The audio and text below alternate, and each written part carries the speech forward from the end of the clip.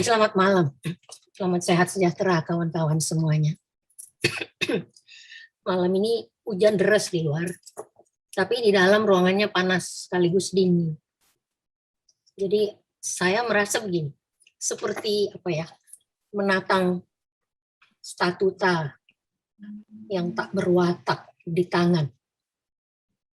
Jadi panas dingin. Dan saya bertanya, ini apa? Ya, teman-teman, terpaksa kita ini wajib bicara etika. Bukan karena kita sempurna sebagai manusia. Karena sering kali saya mendengar orang selalu menghindar bicara tentang etika, tentang plagiat yang terjadi banyak itu, macam-macam soal yang etis, persoalan tidak etis yang terjadi, karena merasa dirinya tidak patut mengikutinya atau mendengarnya gitu, karena dia selalu benar. Ya, padahal justru karena kita hanya manusia bercela, maka apalagi sebagai akademisi kita hidup berpedoman dengan etika. Jadi justru kita wajib bicara tentang kesalahan kita. Dan dengannya kita berusaha memperbaiki yang ada. Saya pikir itu persoalan kita.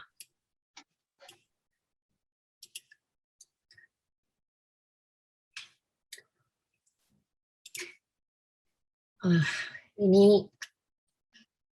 selalu ini paling depan. Kalau bicara tentang etika, selalu ini saya dahulukan karena inilah yang menjadi ujungnya, ya. Yang tampak di luar itu adalah ini, ya.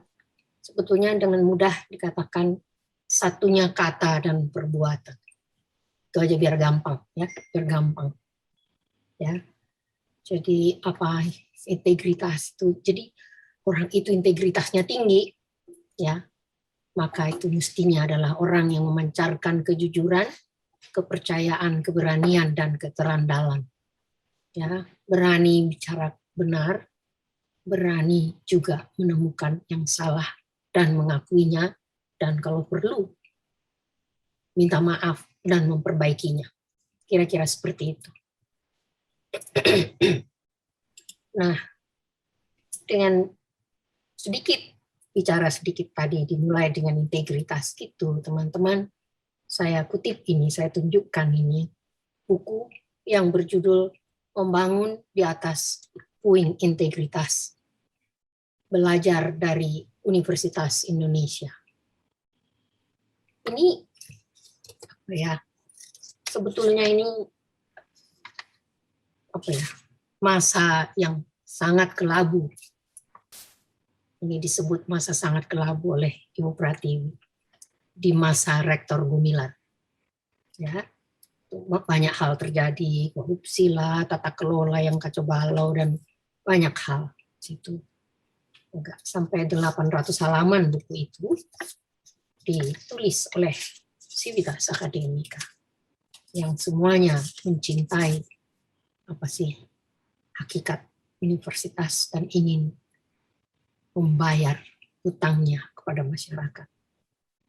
Nah, kalau kita bicara etika, maka mau tak mau ini jualan sehari-hari saya, mengembalikan kita kepada landasan hidup kita sebagai akademisi.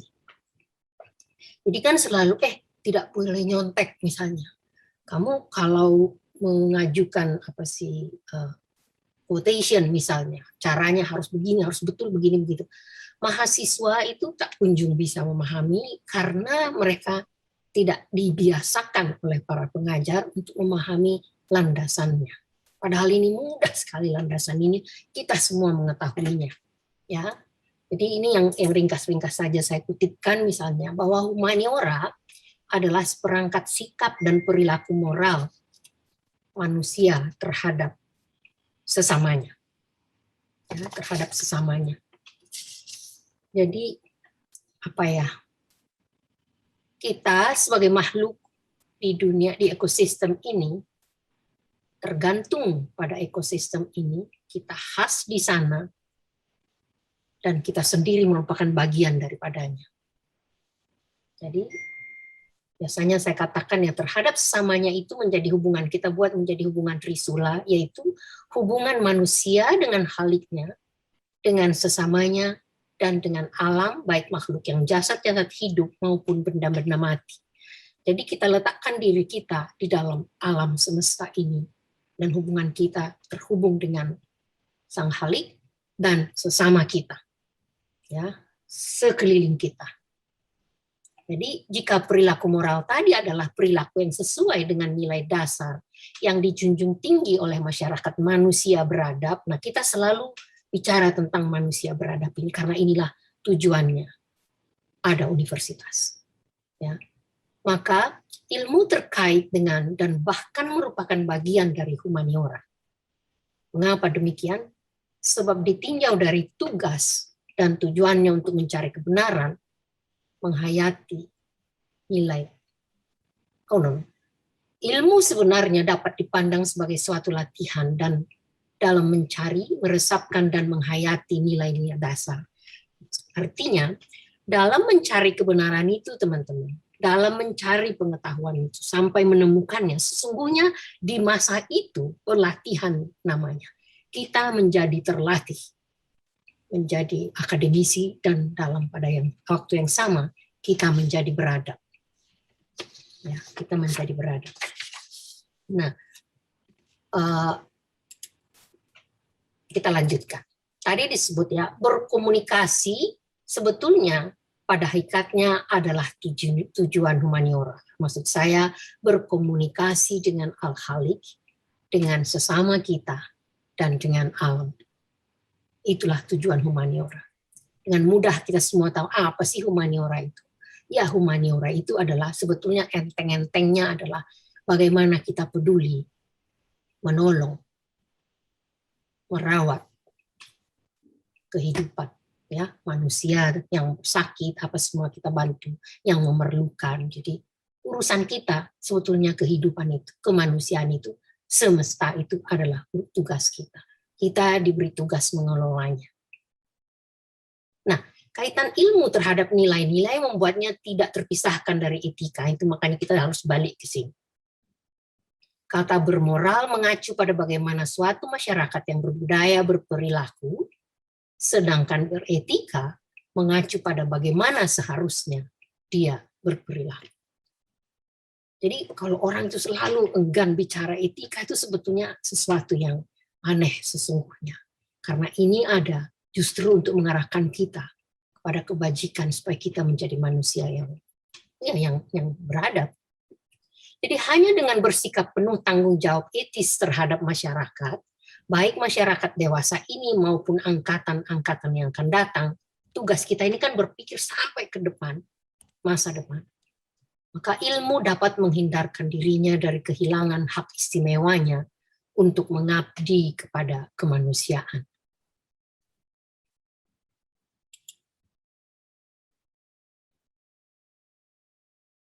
Jadi kita punya tanggung jawab etis terhadap masyarakat. Masyarakat itu adalah tanggung jawab kita. Nah, kok balik lagi ya? No. Oke. Nah, kegiatan keilmuan itu dengan demikian mesti mencerminkan daya upaya manusia untuk belajar menanggapi ajakan Tuhan untuk berkomunikasi. Artinya, ilmu menopang upaya humaniora untuk mencapai tujuannya, yakni memungkinkan insan berwawan sabda dengan penciptanya. Jadi sesungguhnya begini, yang paling gampang. Ketika kita misalnya lagi di luar, menemukan hujan misalnya, berbicara dengan langit misalnya, awan itu, kita sebetulnya sedang berhadapan dengan pencipta, ya, semua ciptaannya. Jadi kita berwawan sabda dengannya, sehingga apapun sesungguhnya yang sedang kita lakukan sebagai ilmuwan, mempersiapkan apapun, sedang meneliti, dan itu sebetulnya kita juga sedang berbincang dan berbicara dengannya, Ya, bahkan Jaspers mengatakan ilmu adalah usaha manusia untuk mendengarkan jawaban-jawaban yang keluar dari dunia yang dihuninya. Ya, ini agak dalam ini, tapi menurut saya bagus banget sampai saya hafal-hafal. Nah, jadi maka humanities itu peduli, menolong, memelihara, mengelola, merawat kehidupan, itu urusan kita. Ya. Nah, sekarang kita coba masuk dari situ ke universitas. Ini kan yang lagi kita tangisi adalah universitas yang rasanya dalam kejatuhannya. Jadi inti universitas adalah keterkaitan ilmu dengan humaniora. Ya, ilmu dengan kemanusiaan itu. Jadi kita semua akademisi adalah pekerja kemanusiaan. Jadi kita bukan masalah menjadi guru besar, menjadi orang hebat, dapat award atau apa, bukan. Tetapi urusan kita kemanusiaan. Jadi tugas universitas adalah membangun manusia, membangun peradaban. Sebagai pusat pengetahuan yang menyebarluaskan ilmu pengetahuan. Sebagai satuan yang otonom, universitas merupakan bagian yang fungsional dari kehidupan masyarakat luas. Jadi selalu dikatakan, universitas itu ada di tengah-tengah masyarakat. Jadi universitas tidak seyogianya ada di ketinggian di Menara Gading. Itu salah besar. Jadi itu petunjuk-petunjuk ke Menara Gadingan itu sebetulnya sangat salah. Ya, itu sudah merujuk pada kecongkakan. Ya. Justru kerendahan hati sebetulnya yang tampak pada universitas. Sederhana sahaja itu universitas. Dan universitas itu bertanggung jawab atas masa depan masyarakat, sosial dan ekonomi. Nah, kita berhubung kita ini sekarang kan saya harus akui ada berapa ratus guru besar misalnya di Universitas Indonesia. Saya lihat yang menandatangani itu hanya 100 lebih ya. Saya bertanya kemana yang lain. Nah, padahal Civitas Academica itu punya kewajiban-kewajiban yang khusus terhadap universitas. Dia tidak cuma bekerja di sana, mendapat gaji misalnya, bukan. Ya. Karena universitas adalah kolektivitas intelektual, oleh karena itu setiap warga universitas wajib menyumbangkan tenaga untuk memperkokoh kolektivitas intelektual itu. Jadi dia tidak bekerja sendiri untuk dirinya, tetapi justru pekerjaannya itu diupayakan sebesar mungkin untuk memperkokoh kolektivitas. Mengusahakan agar universitas menimbulkan kebanggaan sesuai dengan yang diidam-idamkan oleh warganya. Seperti Iluni itu kan, kalau kita bicara dengan kawan-kawan Iluni itu mereka punya kebanggaan yang khas misalnya.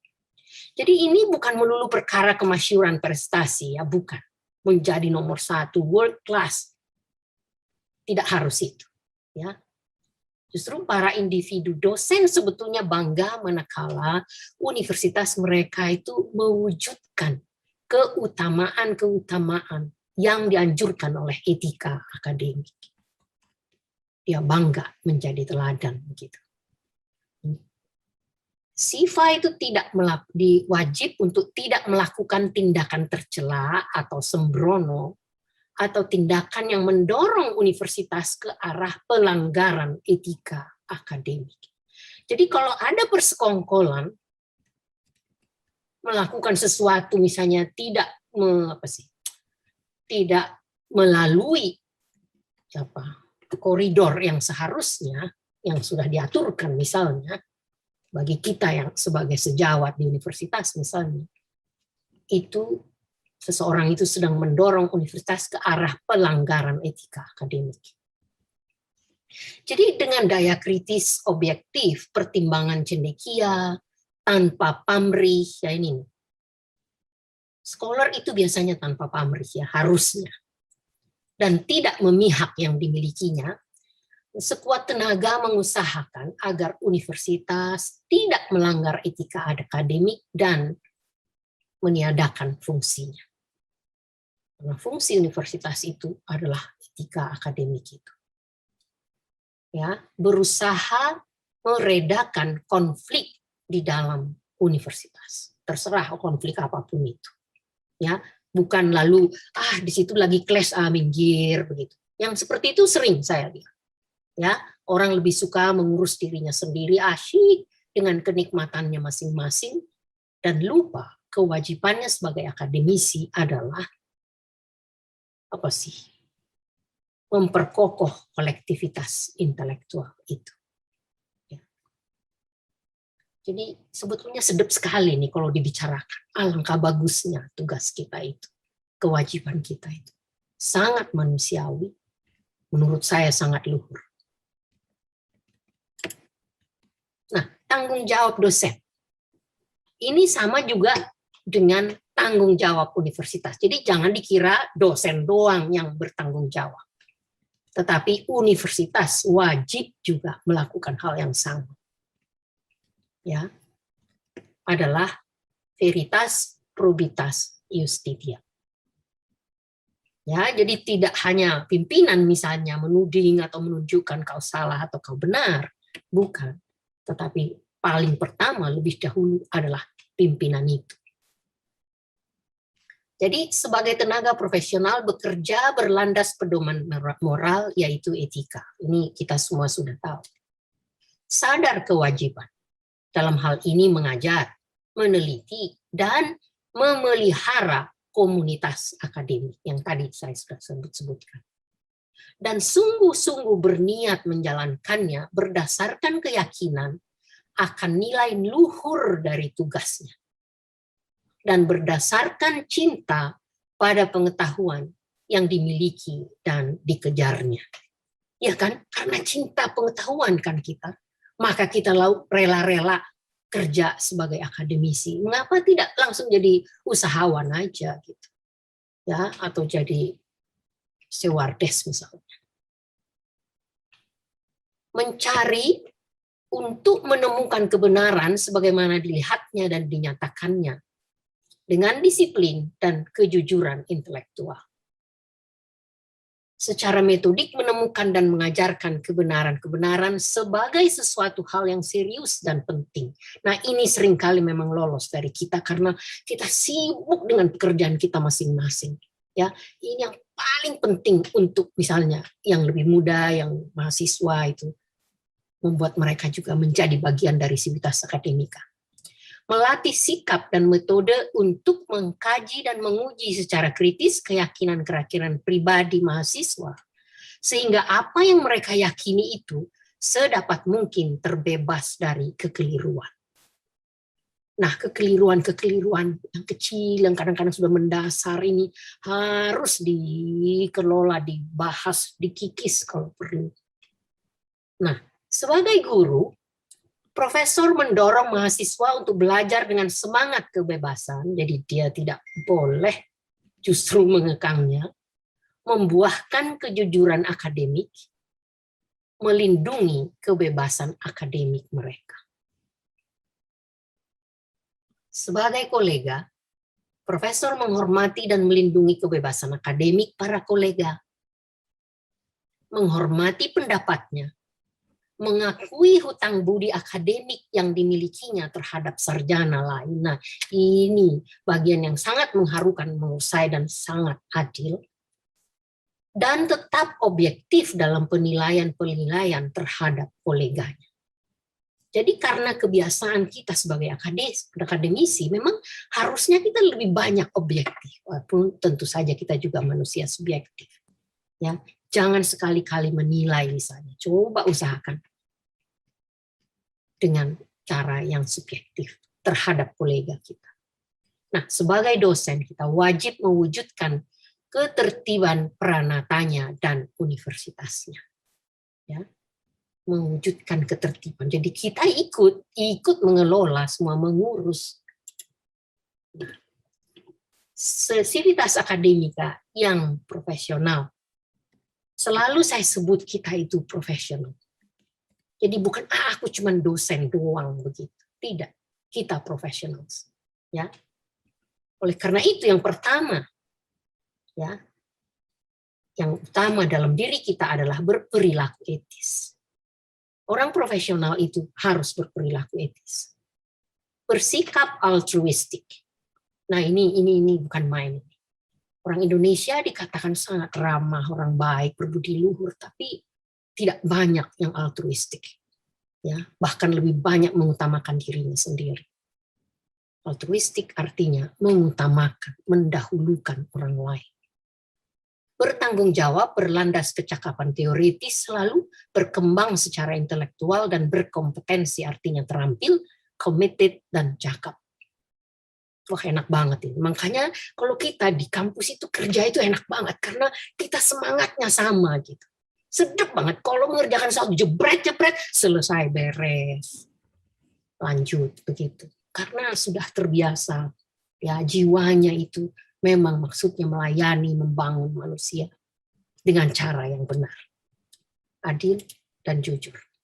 Nah, ini veritas probitas justitia yang menjadi kebanggaan, tapi seringkali melulu hanya menjadi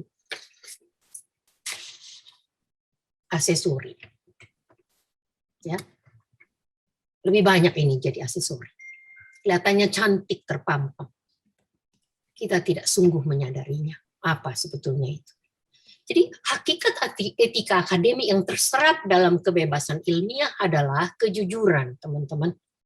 Yaitu kejujuran dalam mencari dan menemukan kebenaran dan mengungkapkannya. Kan ada juga orang yang menemukan kebenaran tapi tidak rela mengungkapkannya. Dia mau simpan sendiri, misalnya tunggu dulu nanti untuk proyek saya yang selanjutnya. Ada yang seperti itu. Ya. Kejujuran yang penuh daya kritis dan keadilan. Melaksanakan ini, sesungguhnya dosen belajar dan perlu kemandirian. Dan dalam berelasi dengan sesama kolega akademik, terlatih menghargai pikiran dan temuan orang lain. Oleh karena itu, dia terbiasa bersikap adil. Ya, jadi mestinya akademisi itu dengan sendirinya tidak mencontek, tidak plagiat. Ya, lalu tiba-tiba misalnya mengumumkan pekerjaan bersama atas namanya sendiri. Seorang dosen harus jujur pada dirinya sendiri, jujur menilai dirinya, maupun menilai mahasiswa dan karya mereka sesuai dengan patokan ilmiah yang berlaku. Nah, sikap inilah yang menjadi perilaku yang diteladankan pada mahasiswa. Jadi kita sebagai dosen itu, sebagai guru besar, menjadi cermin, tempat belajar, tempat meniru, teladan bagi semuanya. Disitulah kita melahirkan masyarakat akademik yang etis. Jadi saya mohon maaf, ini jadi agak-agak mendasar ini, yang pelajaran 101 ya. Mohon maaf ini kalau diulang-ulang begini.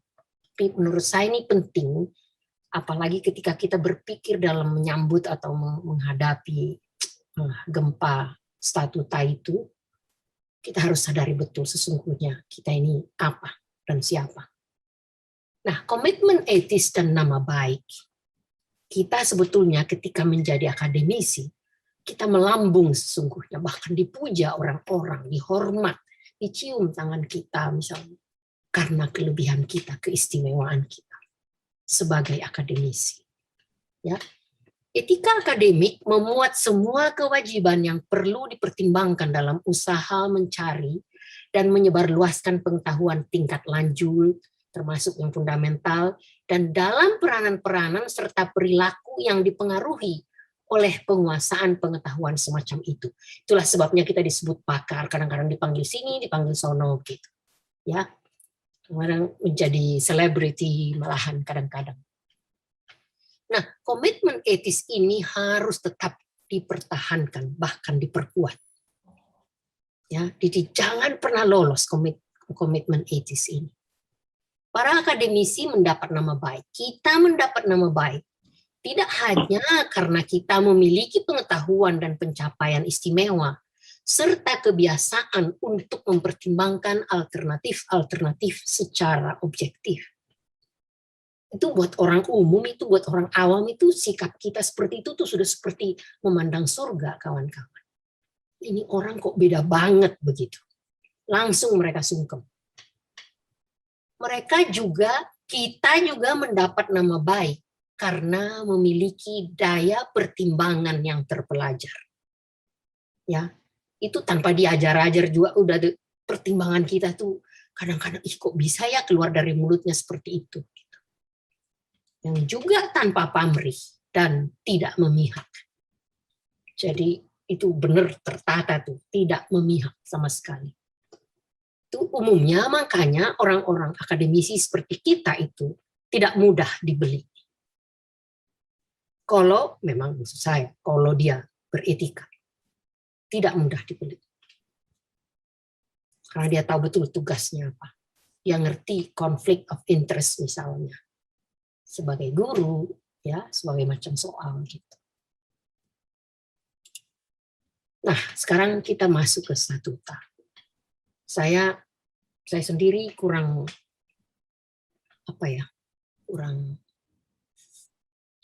tidak punya kemampuan untuk membaca yang rumit banget, dan saya sangat berterima kasih pada teman-teman yang sudah mempelajarinya, bahkan mengirim surat pada nomor 1 di Indonesia supaya statuta kita itu bisa dibatalkan. Ya, saya sangat hargai itu, sangat detil dan semua berdasar berlandas semuanya, dan itu baik. Mudah-mudahan kita bisa memenangi persoalan ini.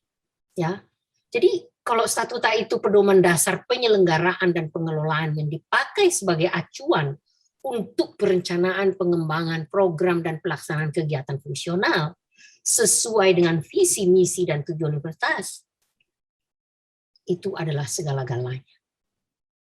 Tak mungkin kita bisa jalan tanpa itu. Ya, jadi di sanalah asas hidup kita sebagai kelompok, asas hidup bersama kita. Statuta itu adalah jiwa universitas. Kemana kita menuju di statuta itu ada. Caranya bagaimana, di situ juga ada. Siapa yang disertakan, itu semua lengkap.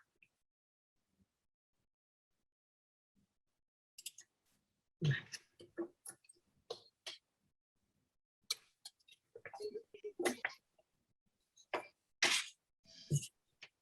ini statuta racikan jahat menurut saya dan matinya universitas. Jadi statuta yang ini meniadakan kolegialitas. Mengapa kita sebagai akademisi tidak bisa berjalan berpikir sendiri, selalu harus menimbang kiri kanan? Oh iya. Mengapa? Apa namanya? Saud. Mengapa kita selalu misalnya ketika mengerjakan paper kita harus mengakui apa yang sudah dilakukan sejawat kita mengenai benda yang sedang kita bicarakan itu. Itu namanya kolegialitas. Dan itu sudah menjadi darah daging kita. Ya, tetapi dalam statuta ini itu dihilangkan. Ya, ada kelompok yang jalan sendiri. Tidak mengajak teman-teman dari Dewan Guru Besar, termasuk dari Senat Akademik. Ini meniadakan kolegialitas dan melahirkan penguasa tunggal. Dan ini tidak boleh jadi. Karena universitas itu adalah peristiwa kolektif. Kolektivitas intelektual. Bukan pasar. Ya, bukan kelontongan. Meniadakan kejujuran, kebenaran, dan keadilan. Dan mengutamakan kepentingan diri, barangkali juga kepentingan kelompok. Menafikan inti universitas dan etika akademik. Ya, menganggap tiada. Menganggap tiada lembaga intelektual, UI, universitas adalah lembaga intelektual. Kolektivitas intelektual. Cara hidupnya kaum intelektual. Beda cara hidup kita, tidak sama dengan yang lain. Ya, cara hidup kaum intelektual. Dan tujuan kemanusiaan kaum intelektual. Jadi saya mau mengajak kawan-kawan selalu masuk kepada tujuan kemanusiaan kita sebagai kaum intelektual, sebagai universitas. Jadi kita di sini bukan menjadi kaya, menjadi hebat, menjadi megah, bukan. Tapi menjadi bagaimana mampu merawat kehidupan, membangun kemanusiaan, membangun peradaban. Jadi langsung aja deh, politisasi universitas adalah ancaman terhadap keampuhan intelektual universitas.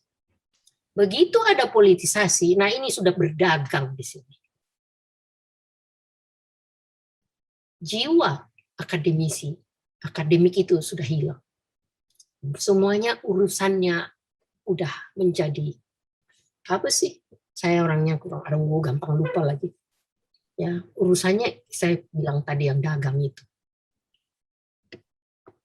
Jadi ancaman terhadap keampuhan intelektual universitas. Mengapa masyarakat berguru dan bertanya kepada universitas? Nah, adalah karena intelektualitas itu. Bukan karena gedungnya. Nah, politisasi universitas itu jelas bertentangan dengan pendidikan yang berdisiplin, dengan pengajaran, studi, dan penelitian. Itu bertentangan. Jadi jiwa para peneliti, para pengajar ini semuanya nanti akan lupa semuanya pada dirinya sendiri, lupa pada hakikatnya sebagai akademisi, tergiur dengan uang, tergiur dengan pangkat, tergiur dengan kekuasaan, tergiur dengan itu menjadi pujaan. Jadi ini mematikan universitas.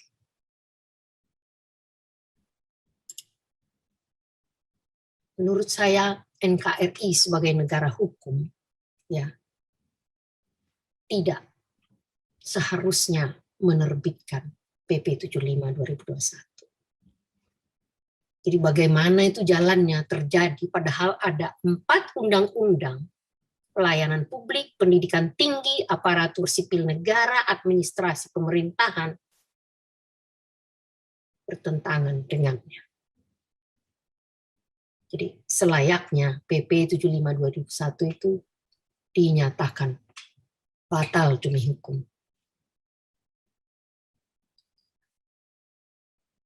Serem juga menurut saya. Rasanya sepi sekali, seolah kita itu dicampakkan, dibiarkan oleh orang yang kita percaya gitu. Kita belum berjawab, bukan, mengenai permintaan kawan-kawan tentang ini. Ya toh, belum ada jawaban. Rasanya sunyi sekali gitu. Akan jadi apa? Karena kalau UI seperti ini, maka seluruh universitas di Indonesia akan seperti ini. Dan dengan demikian Indonesianya juga ambruk. Ya. Jadi teman-teman, jelas kita ini adalah universitas yang berutang. Ya. Seperti tadi saya katakan, kita itu mendapat nama baik, mendapat kehormatan. Sebetulnya justru kita berutang karena itu. Ya, kita berutang. Kita tak mungkin menjadi orang hebat misalnya kalau hebat. Kalau bukan karena universitas. Diberi kita kesempatan untuk meneliti, mendidik bersama-sama, berpegangan tangan untuk membangun. Kalau bukan diberikan oleh negara, kita bukan apa-apa. Ya, jadi betul kita sebetulnya berutang. Dalam mengerti kita ini orang yang berutang. Karena memang tugas kita kok masyarakat itu. Marilah kita ingat Indonesia. Dan dalam mengingat itu, bayangkan Indonesia yang menurut orang begitu indahnya, tapi kita tahu siapa kita. Mari coba hayati eksistensi kita. Kemewahan di atas etika yang kita junjung. Kita bertanya, mengapa kita di sini? Mengapa kita hadir di sini? Dan jiwa kita sendiri sekarang sedang tercabik-cabik. Apa yang bisa kita lakukan? Mari kita coba periksa hasil dan dampak hidup keilmuan kita. Semua yang kita tulis, yang kita teliti sampai keluar darah. Kalau soal Scopus sih enggak usahlah dibicarakan di sini. Lain ceritanya. Saya ingin kita bicara mengenai jiwa kita yang paling dalam sebagai universitas. Apakah keilmuan kita itu berdaya atau sia-sia? Tentu saja saya bukan ahli ya, statistik ataupun apa gitu. Kita harus secara kualitatif sedikitnya mengerti berguna atau tidak yang kita lakukan itu. Ada nggak, banyak nggak mahasiswa yang menjadi manusia mandiri yang bisa berpikir kritis, mampu punya pikiran sendiri secara benar, adil dan jujur. Dan itu semua dia lakukan untuk kebaikan semesta, sesamanya. Kita bertanya, yang kita lakukan itu berdaya atau sia-sia? Atau jangan-jangan kita ini di sini hanya menjadi gajian. Bangga menjadi orang UI. Kita nggak punya suara padahal kita intelektual. Dan kita lupa kita dibayar oleh rakyat.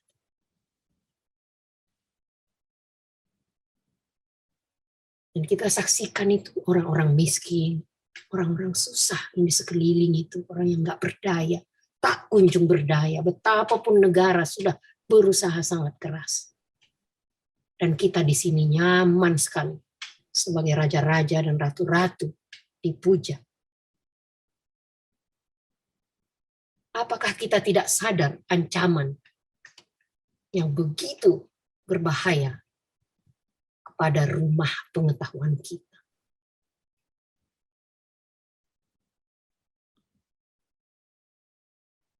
Apakah karena kita tak punya nyali?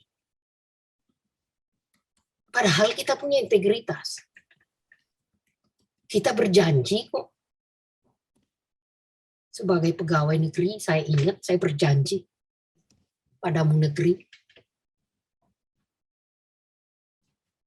Atau jangan-jangan dalam kelemah lembutan, kesopan santunan kita semuanya kita tidak perlu mengetahui bahwa ada yang salah di UI. Dan sebaiknya kita bersembunyi saja di balik kepentingan kita sendiri. Pusing, biar aja orang lain yang bicara itu. Padahal ini rumah kita bersama. Nggak ada yang hanya kamu yang beresin rumah, tidak. Aku enaknya saja gitu. Jadi kita bertanya, integritas dan martabat kita itu berarti tidak ada maknanya. Udah kita diambung-ambung oleh masyarakat seluruh bangsa Indonesia. Begitu tahu ada profesor ini, wah langsung disembah. Belum tentu profesor yang benar.